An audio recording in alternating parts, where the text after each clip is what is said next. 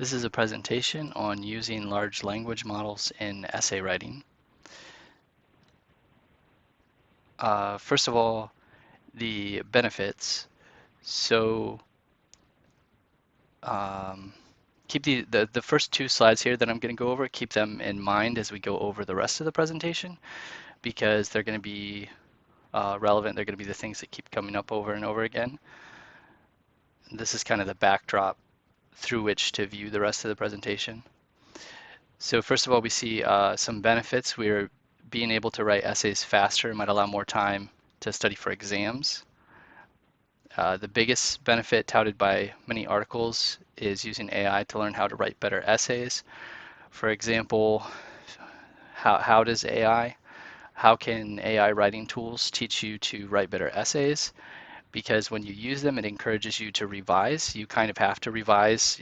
We will see from some case studies later, you kind of have to revise if you want to produce a good essay, which is good writing practice anyway. It can allow students to examine different styles other than their own. My personal opinion, one of the hard things about writing is always there's usually nothing else to look at. It feels like it comes out of nowhere. For example, you're reading material, so you have the content, but usually the material you read is maybe in a book form, but when you write, you're writing in essay form. And I didn't get a whole lot of experience in my education reading other people's essays. And so it's always kind of challenging.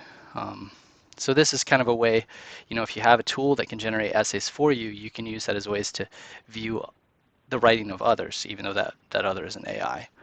Another one is brainstorming topics. Outlining, that was one of the biggest things that came up over and over again. People really like using it for outlining. And another one as educational tool is the timely feedback. So if you work a while on writing something and you want to get it checked by somebody else, usually it's a professor, but even if you find another student or maybe a writing center to check your writing for you, you're going to have to wait usually days for the feedback. So it's really nice to have that instant feedback. Another benefit is not this one's not a benefit for learning, but a completely different benefit that's actually a benefit to educators is that you can use, or potentially anyway, they can use AI tools to grade essays instead of writing essays. As I cover how the tools work, you'll see that it would pretty much be the same concept would work uh, for either purpose. So some concerns that come up. So again, the two slides, the benefits and the concerns. Concerns that we have, plagiarism. So AI tools often plagiarize, and this again will come up later in a case study. Well, there's two ways that plagiarism is concerned. One is that I don't think this comes up necessarily in one of the case studies later, so I'll mention this one now. They do plagiarize themselves. So you may, if a student uses the writing tool and they think that they're getting original work, but maybe they're not, that tool is actually literally copying word for word from something else that's copywritten. So that's an example there. Another concern is that if you use them too heavily, you're not going to be developing critical thinking skills or creativity, which is often one of the main goals of essay writing in the first place. Another concern will be that when it comes to the paid software, which tends to be, I believe it tends to be better for writing actual essays, that software, that gives an unfair advantage to the students who can afford the software versus those who can't. Another challenge is it makes it hard to keep up with new ways of cheating. New technology comes out so fast for cheating that it's already really difficult for professors and institutions to constantly try to update their systems. This is just another thing to add to that. And then another concern is the idea of data security for the user. Many models such as ChatGPT store the user's information. Yeah, so let's look next here. We have brief overview of AI and essay writing, or you'll notice that from my examples, it's actually issues with essay writing or education that have parallel ethical concerns. That's really what I'm going with here for my focus. I really like this quote here from Rosenblatt. There's always been this concern that technologies will do away with what people do best. And the reality is that people have had to learn how to use these technologies to enhance what they do best. And I feel for me that kind of sums up my whole like what I actually think will be the final result of this technology as people and institutions get used to it. But um, and you'll see that in each of these examples from the past. So the first one here, Plato, this was mentioned in one of the readings, and I thought this was really fascinating because I wouldn't have thought of this myself. Apparently, Plato, when writing was first invented, or I mean, writing wouldn't have been first invented, but writing wasn't super well adopted, I guess, and he was afraid that writing would be harmful to people's ability to remember things. Another one, calculators. That one's kind of obvious that I think we can understand. Another one that has parallel ethical concerns is the idea of parents. So sometimes students have parents that can help write essays, and then sometimes that crosses different lines. Is it just help? Are they actually writing the essay for them? Are they helping too much? I think that those same kind of concerns come up. Another parallel is buying essays, which in my research I found is much more common than I thought. And again, there's a lot of parallels there, and technology increased that as well thanks to the internet. Um, so, yep. And then another one is professional tools. This also surprised me. Apparently, some AI professional tools have already been in use for a while by companies for writing blog posts, digital ad copy, product descriptions, and other marketing type writing. So those have already been being used for a little while. So that was interesting to me. So just a brief little bit about linguistics and large language models, since that's what we're going to be using here. That's the AI tools that we're focused on, deal with those. Um, so it's important to consider these ethics, consider how they work, to consider the ethics of using them to produce essays. So in a sense, large language models create word embeddings from their training data, producing a kind of definition of words. Then they analyze the user input by mapping it against these word embeddings. That's a gross oversimplification, but I think it's a fair simplification. Um, I really like this definition from Steven Pinker about what language is. He says language conveys news, and language is made from grammatical parsing trees. That's what this picture is here, and that becomes relevant in a minute. So ChatGPT uses word embeddings. This is what I just explained how a little bit. So a little deeper on that, word embeddings assign word position in higher dimensional vector space. So there's this like really high dimensional vector space. If you picture 3D, but it's actually however many, it's really large number of D, and the coordinates are assigned in such a way that words closer in meaning appear closer together, and the distance between 2 points can give information about the semantic similarity between the related words. The same can be true for grammar usage. So, maybe nouns might be closer than verbs, or plural closer than singular. Like all of these different kinds of characteristics will group more similar words used in more similar contexts closer together. And a reason that they kind of relate to parsing trees is because these word embeddings, so it goes through and it reads these words and it categorizes them into this gigantic like dictionary in a sense. Not dictionary in the way we usually talk about it, but dictionary like in this vector space. And where spatial positioning represents meaning in some sense. But they don't just do it with individual words, they do it with groups of words. The better models use groups of words. So when they do that, in a sense, it relates a little bit to how language is made up of groups of words into these complicated structures. So I thought that was very interesting. And GTP stands for Generative Pre-trained Transformer.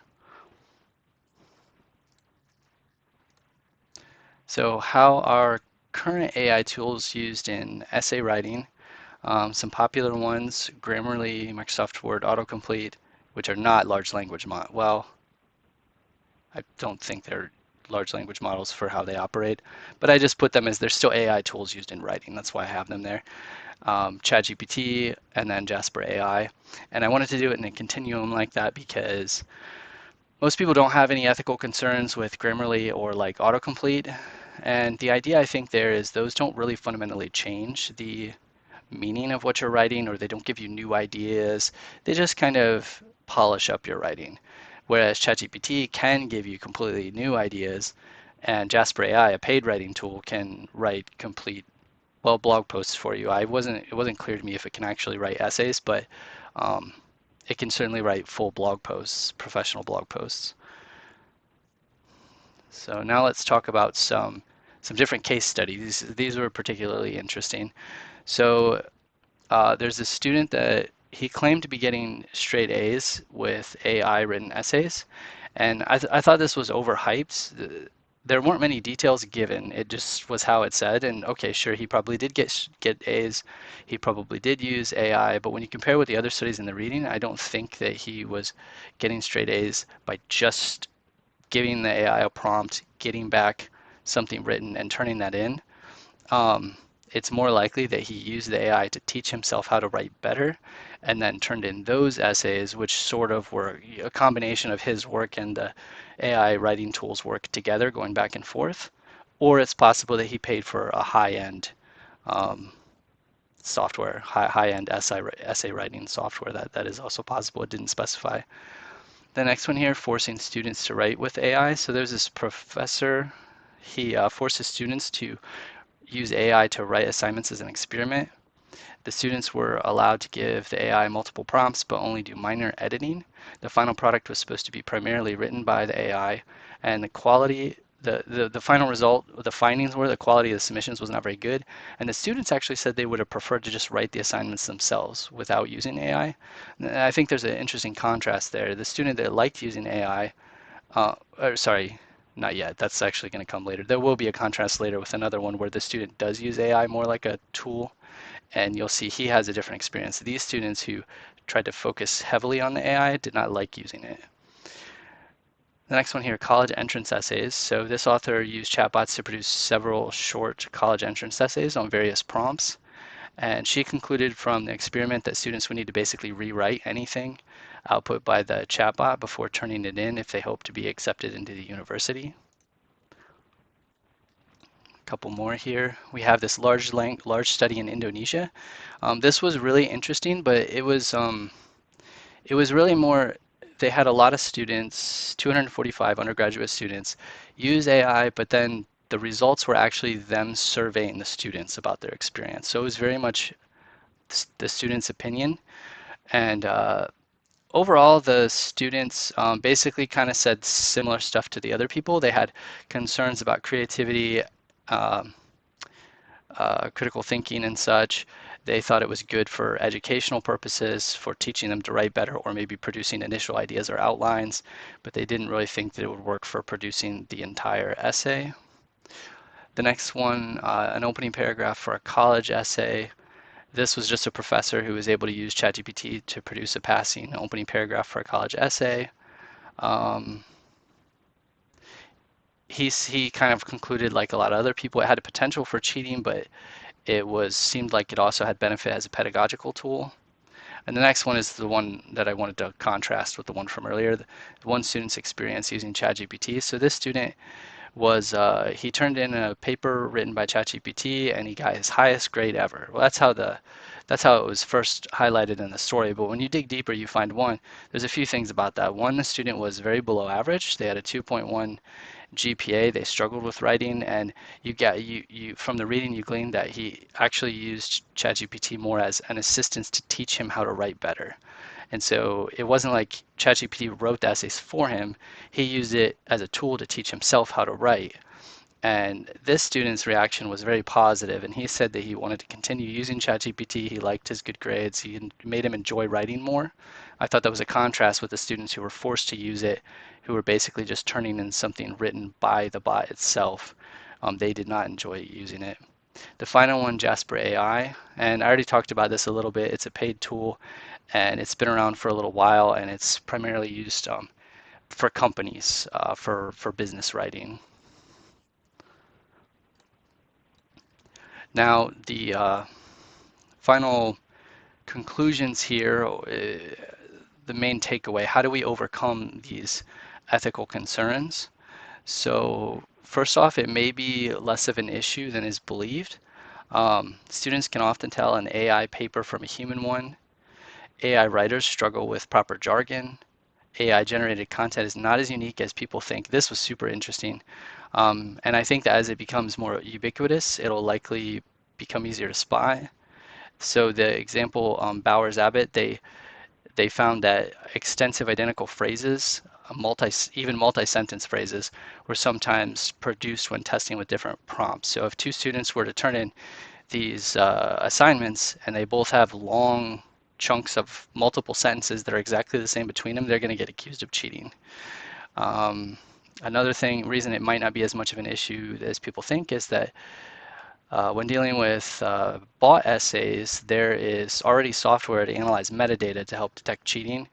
And this metadata could also be used to detect stuff written by AI because it checks things like how many rewrites were done or uh, things like that, metadata. If it normalizes. So what can we do if it normalizes? We can, maybe there'll be some ways to acknowledge how AI was used in the writing process. So for example, maybe APA will come up with a way to cite AI. Uh, some reactive measures.